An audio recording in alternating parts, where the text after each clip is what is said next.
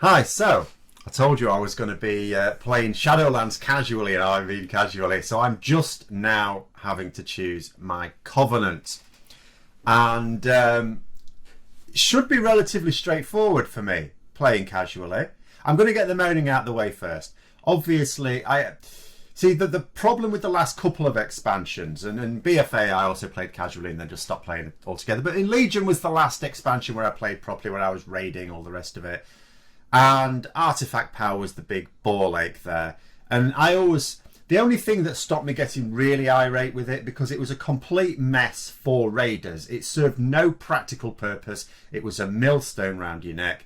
But I at least thought to myself, well, they're doing it to try and encourage more casual players to play more, because bit of an issue with some players, you know, they play for a month and then they stop, and then maybe they come back 6 months later, get themselves another 1 month subscription and play through all the content they've missed then, and then stop again, and so on. Maybe they're just trying to do it to say, well, you know, if you keep playing, you're going to gain power. But then, you know, we had the same basic system, an improved system, but still the same basic system in BFA. And, you know, I experienced it from a casual player's point of view. I thought, no, this doesn't encourage me to do anything. It's no motivation to me. So now we have Covenants as the thing that's a bit of a ball ache. And, you know, for raiders, because you're committing to this thing that gives your character power, and therefore the decision can sort of be important from a point of view of say, raiding. I mean, the same will apply also to people whose competitive activity of choice is PvP or Mythic plus Dungeons, for example. But I used to raid. Raiding was my thing, so that's where I come from. And you think, but you don't know how it's going to go. It's like anything else. How is it going to work? You don't know what the fights are going to be like later.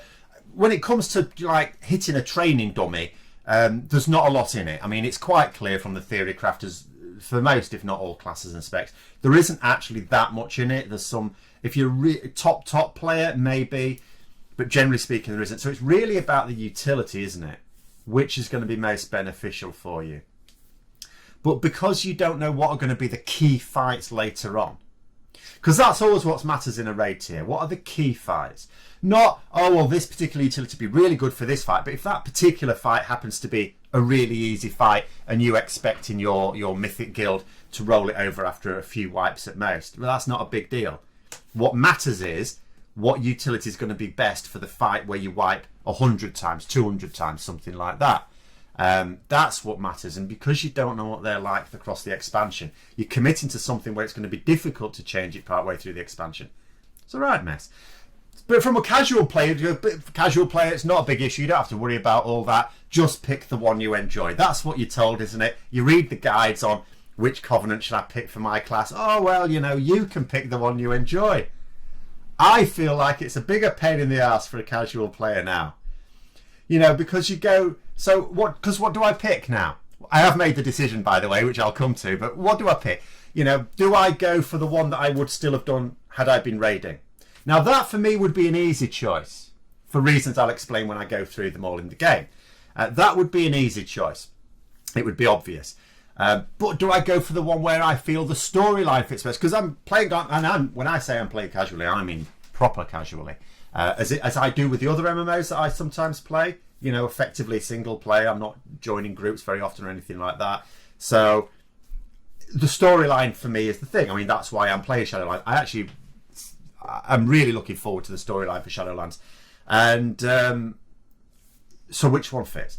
And if you go through the Covenants, I think there are some where it's fairly obvious. Night Fae, straight away, I'll just go, obvious. All the hippie classes go in there. That's easy. No thinking about that at all. Then you look at Bastion, and you think, well, that should also be obvious. Paladin and Priest, maybe not Shadow Priest, you know. But generally speaking, Paladin Priest suits it perfectly. Brilliant. Revendreth, you think, well, okay, a little tricky now. Shadow Priest probably go in there. Warlocks as well, I would say, fit with Revendreth. Maldraxxus, Warrior, Demon Hunter, I would say, fit best in there. Then there's a few classes where it's a bit less clear cut. So you go, okay, so what you do with a Death Knight? Well, could be Revendreth, could be Maldraxxus. I would argue Revendreth if you're a Blood DK, you know, tank. Maldraxxus fits, I think, more DPS, particularly Unholy, but the DPS Death Knights in general. I would say Rogues, similar sort of thing. Maldraxxus or Revendreth, again, depending on how you sort of view your Rogue there. Which really, I mean, it leaves Mages. What do Mages go? I would say that's the one class where it's not really obvious. I would say if I had to choose something, Bastion seems to me, of all of them, to fit best. I don't know whether you agree with that or not, but that, you know, that would be less of an issue. But for me, I play Paladin. So for me, it should be obvious from a storyline point of view, Bastion. That should be it. But now, when you sort of look at a Bastion, if we look at this now, the actual abilities, Divine Toll was all right. We've obviously used these as we were leveling up, and that was okay. That's fine. The Stewards thing, not keen on that. At the end of the day, I don't really like the Owl people. Those of you who sort of saw me when I was playing in the early alpha on this, I took an instant dislike to them. Don't like them at all. In terms of like abilities here, from Paladin point of view, the Divine Toll, decent, like I said. The Summon Steward, not really that useful. Oh, I can do a bit of healing. Oh yeah, because I can't do that as a Paladin, can I? Oh, I can remove like diseases, poisons. Oh yeah, I'm a Paladin. So, you know, you look at that and you think, it's not the best. In fact, arguably, it's one of the worst in terms of utility. Now, here is the one I would absolutely go for, were I still raiding. So nice Night Fae. Because both these abilities are quite good. Now, actually, Soul Shape is the one for me. You know, Paladin, where have you got issues, mobility sometimes, the Soul Shape is really useful for that. It really gives you something, and I'm so tempted. Even as a casual player, I'm thinking, that'd be quite good. But then you think as a casual player, but do I really? I don't really need anything, do I? The blessings of the different seasons, interesting. Actually, a bit of a ball ache when you think about it, because you can look at it and you can think, oh, this is useful because I could use it on myself. But I can also use it on others and I can get some benefit there. In LFR, I could leech some DPS by trying to observe who's going to be the highest DPS and keep putting like Blessing of Summer on them. I'll get the damage for that on the old damage meters. So there's a big temptation there. But at the same time, you can't be doing a lot of thinking, who do I put the next blessing on? Who do I put the next blessing on? Or something like that. Particularly as a casual player where I'm not going to be in a raid group where I know the people or how they're going to behave. Because if I keep delaying while I'm thinking about that, I'm not going to be doing my own jobs very well. But also, I'm just, you know, I risk not getting as many cycles in a fight because I'm having to think about it, even if I try and do that ahead of time.